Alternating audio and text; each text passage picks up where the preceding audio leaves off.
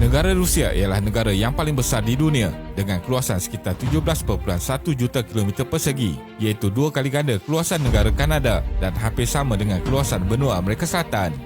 Negara ini juga meliputi 1/8 dari keluasan daratan dunia. Walaupun mempunyai keluasan terbesar, negara ini mempunyai jumlah populasi yang sedikit, iaitu hanya sekitar 146 juta penduduk berbanding negara lain seperti China. Ini kerana kebanyakan kawasan daratan di Rusia adalah tidak sesuai dihuni kerana faktor geografi bergunung dan iklim yang sangat sejuk. Kebanyakan penduduk tertumpu di sebelah barat dan kawasan selatan dari garisan 60 darjah latitud bumi, dan bandar seperti di Moskow mempunyai 12.7 juta penduduk, manakala Saint Petersburg mempunyai 5.5 juta penduduk.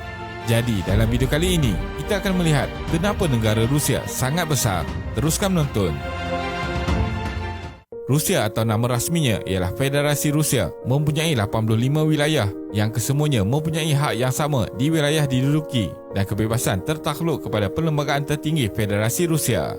Disebabkan mempunyai kawasan yang luas, Rusia mempunyai sumber alam yang pelbagai dan merupakan negara yang mempunyai simpanan gas asli yang paling banyak, kedua bagi simpanan arang batu dan ke-8 bagi simpanan minyak dunia. Geografi. Rusia terletak di plate tektonik Eurasia, bersempadanan di utara dengan Lautan Arktik, timur dengan Lautan Pasifik, selatan dengan Lautan Baltik dan Laut Kaspia. Pergunungan Ural yang merentasi dari utara ke selatan memisahkan kawasan Eropah dan Asia juga menjadi faktor penting dalam sejarah perluasan kawasan Rusia. Di kawasan barat sebelah pergunungan Ural, dari segi budaya dan fisiografinya adalah mirip dengan Eropah Timur, manakala kawasan di sebelah timur pula dikenali sebagai Siberia. Wilayah yang terbesar dan paling sejuk di dalam Rusia ialah Sakha Republic seluas 3.1 juta kilometer persegi, iaitu 1/6 dari Rusia dengan 40% kawasan terletak dalam lingkungan bulatan Arktik. Di kawasan ini, suhu di musim sejuk mencapai negatif 40 darjah Celsius hingga negatif 50 darjah Celsius.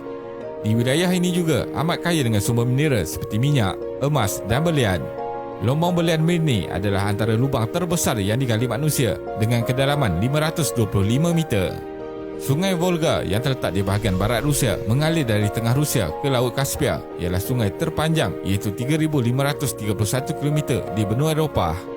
Ia merupakan sungai terpenting bagi pengairan pertanian dan penjanaan kuasa hidroelektrik. Tasik Baikal di selatan Siberia ialah tasik paling tua sekitar 25 juta tahun dan mempunyai kedalaman sekitar 1,700 meter serta merupakan tasik air tawar terbesar di dunia. Walaupun mempunyai keluasan yang besar, kebanyakan kawasan di Rusia adalah tidak sesuai untuk pertanian kerana terlalu sejuk, dan kawasan paling utara Rusia dikenali sebagai tundra mempunyai suhu sekitar negatif 50 darjah Celsius dan tanah dilitupi salji. Di bahagian selatan dari kawasan tundra ialah kawasan taiga, iaitu terdapat hutan yang subur dengan pokok pain dan lain-lain serta pernah menjadi sumber pembalakan terbesar dunia. Kemudian di sebelah selatan, taiga ialah kawasan hutan bersuhu sederhana dan akhir sekali step, iaitu dataran rumput yang tidak ditumbuhi pokok kerana hujan yang sedikit. Sejarah perluasan tanah dan pemerintahan monarki Rusia. Secara amnya, kedudukan geografi sesebuah negara akan menentukan masa depannya. Landscape geografi Rusia pada hari ini adalah dibentuk oleh faktor fizikal seperti iklim dan topografi serta peristiwa sejarah penting. Kenapa ibu negara Rusia adalah Moskow dan populasi tertumpu di bahagian barat? Sejarah Rusia bermula pada kurun ke-9 apabila kaum Slavik Timur membina sebuah federasi di Kiev, Ukraine yang dikenali sebagai Kievan Rus. Tentera Mongol yang meluaskan empayar ke Kievan Rus pada tahun 1240 kemudiannya menyebabkan pentadbiran Rusia terpaksa berpindah ke Moskow. Pada kurun ke-13, Moskow adalah bandar terpenting dan ditadbir oleh sistem beraja dinasti Rurik dan mampu menguasai kawasan berhampiran di wilayah Rus yang didiami oleh suku Slavik Timur. Bermula pertengahan tahun 1400, wilayah Moskow atau Moskovi berjaya berkembang dengan cepat dari keluasan 20,000 km persegi pada tahun 1300 menjadi 430,000 km persegi pada tahun 1462. Dalam perang Battle of Ugra pada tahun 1480, tentera Raja Ivan ketiga bersemuka dengan tentera Mongol di Sungai Ugra, akan tetapi disebabkan kem tentera mereka telah diserang dan ketiadaan sokongan dari pihak sekutu untuk menghadapi kekuatan Rusia, tentera ini telah berundur tanpa sebarang pertumpahan darah. Selepas itu, ufti tidak lagi dibayar kepada pihak Mongol, menandakan pengakhiran kekuasaan Mongol ke atas Moskow.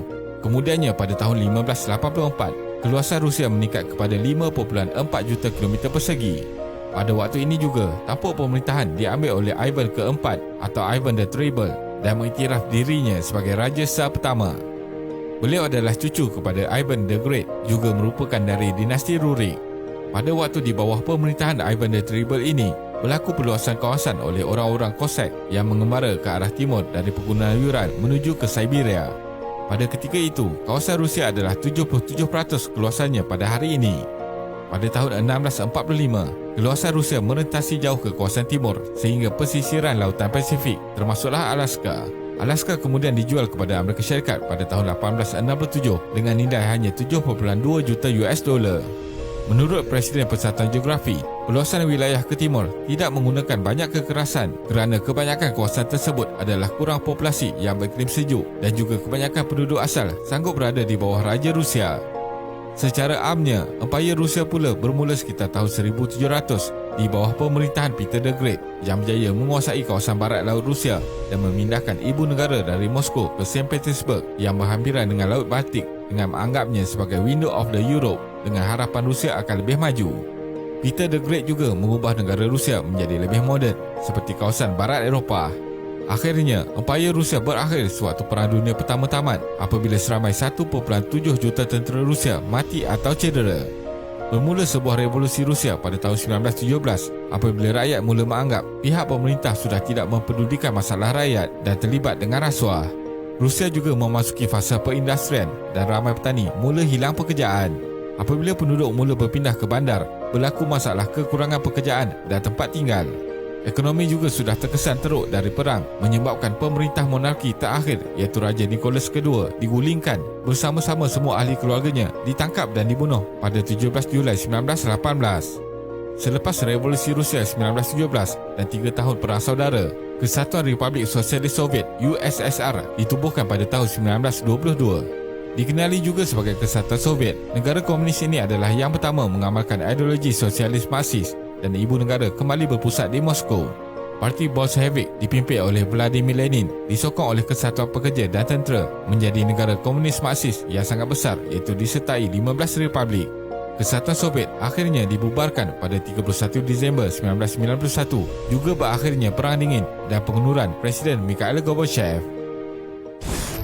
Kesimpulannya, negara Rusia kini mempunyai pengaruh besar di dalam politik dan ekonomi dunia. Rusia juga sering digambarkan dengan mempunyai kekuatan ketenteraan yang terhebat di antara kuasa-kuasa besar dan seringkali mencetuskan situasi yang tegang. Untuk menjaga sesebuah negara yang besar, ia memerlukan pemimpin yang sangat tegas dalam mengawal keadaan yang sukar dijangka. Terima kasih kerana menonton dan jangan lupa subscribe. Jumpa lagi.